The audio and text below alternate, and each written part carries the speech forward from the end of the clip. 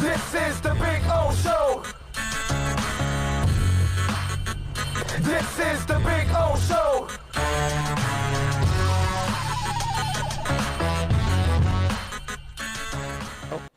Do you think that Chan Gailey will remain as the OC next year? I personally don't. Why wouldn't he, Miami Kid Jay? Explain to me why you're asking me a question that makes no sense. That's really what I want to know, Miami Kid Jay. Okay? Explain to me why you're asking me a question that doesn't make sense at all. I've already talked about this, okay? People picking on Tua, people picking on Chan Gailey, people picking on the offense. You don't get it.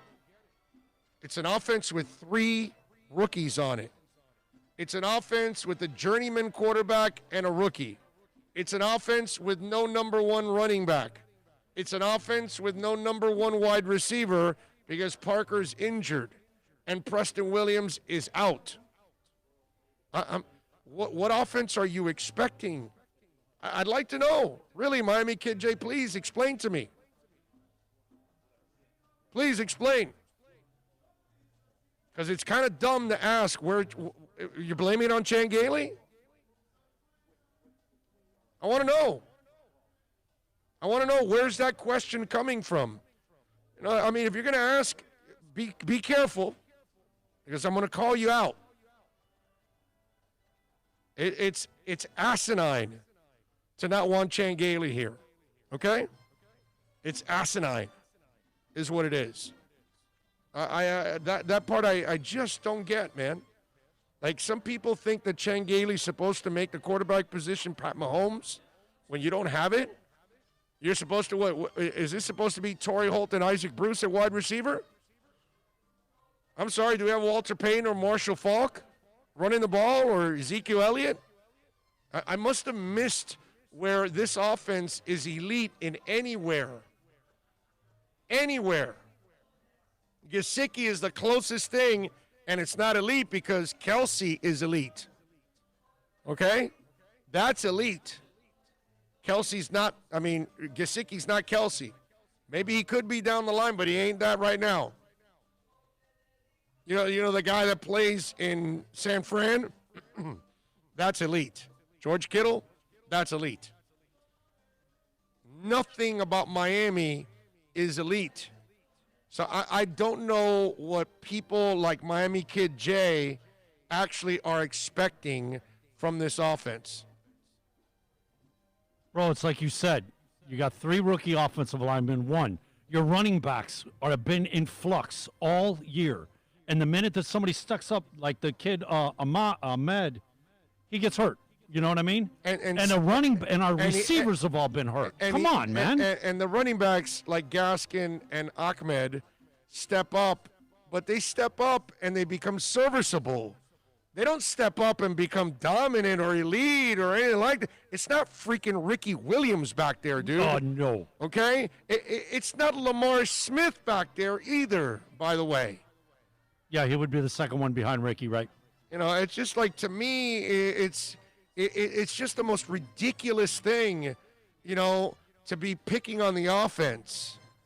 Like, I thought Salguero's article on yesterday, yeah, he made all the obvious points, but there's a reason why that offense is not good, because there's no reason they should be good. They spent all the money on defense. They didn't spend it on offense.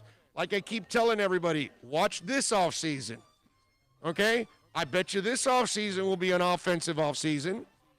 I bet you they'll be drafting a running back. I bet you they'll draft a receiver. I can guarantee you all of that. They may draft another lineman. Come on, man. Our Finns are soon to be 8-4, and what we have, we expect more from the offense. Gee whiz. Yeah, it's ridiculous. It really is.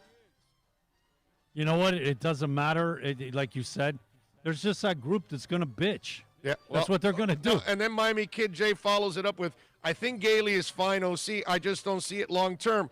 Well, he's like 70. Of course it's not long term. Really? Oh, you figured that all out by yourself? He's only here to establish, I think I said this when they signed him, that it's kind of to establish the offensive culture for a couple of years, and then they'll find it might be the guy that's the QB coach. I forgot his name now, but that's the guy that he could be grooming to take over for him in a couple of years. That's exactly what I was going to say. We were talking about because Gailey can run so many different offenses. We hoped we had a young coach that he could pass the baton to. That's what's going on. I just find it just unacceptable and crazy and just nutty to think that Gailey's ever a problem right now.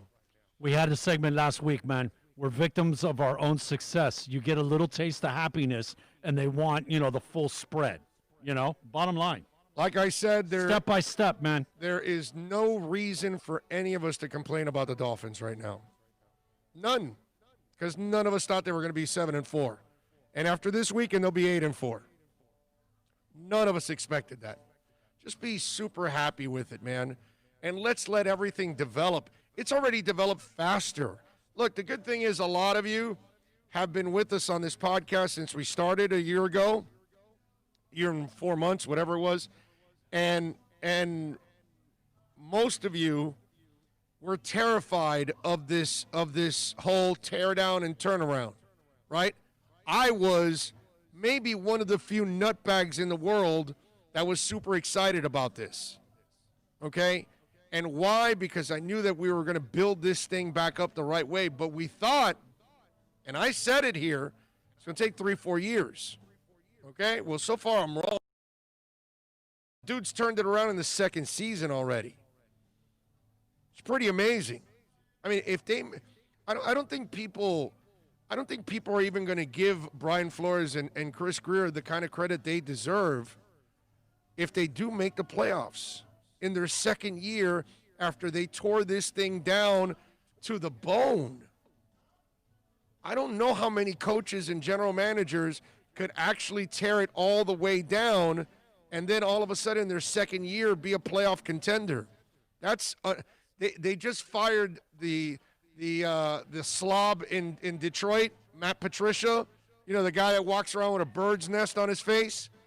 They just fired him and Quinn, the general manager, and those guys were there for 3 years already, and they did nothing. Nothing. In fact, Miami is showing more this year than they did in Detroit all 3 years of Matt Patricia's reign there. I don't even think Miami kid Jay, he doesn't really appreciate what the Dolphins are doing. Because if you're nitpicking about anything right now with the Dolphins, then you don't really understand what's going on. Because what's going on right now is something great. Yeah, I don't mean great like in a championship. I mean great as in the culture, turning around everything that's going, the image of the Dolphins, the image on behalf of players and agents all over the league, all that perception that's out there of the Dolphins, that they've been a mess, that's going out. It's like Cleveland. Both Miami and Cleveland are washing away their past. And they're like, okay, these are new teams. Detroit, same old bunch. Right? That's where I think people like Miami kid Jay, you need to change your attitude, man. You got to look at this for what it really is, an amazing freaking turnaround. This is one of the best things I've ever seen in my life here in South Florida. Outside of Riley, because Riley did it but again, basketball only takes a couple players. But he got here right away, made the Hardaway in the morning moves, and the rest is history with Riley. Basketball's a little different, but it kind of reminds me of that. This is equal to what Riley did right away. Because obviously it's 53 guys in football, a lot more. It takes more to make an impact. And yet somehow or another in the second year, they kind of solved a lot of issues. They're young, but they've solved a lot of issues. I'm sorry, man.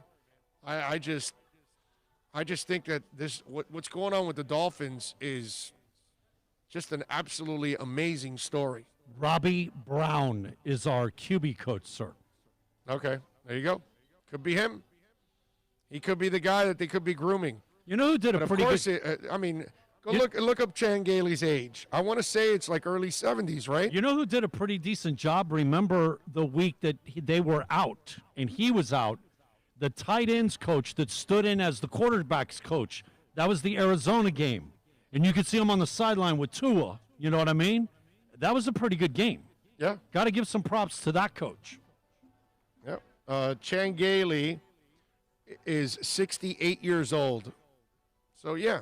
68 years young is what you would say. That was the reason why people would think that you don't have a chance. You know, oh, my God, he's too old.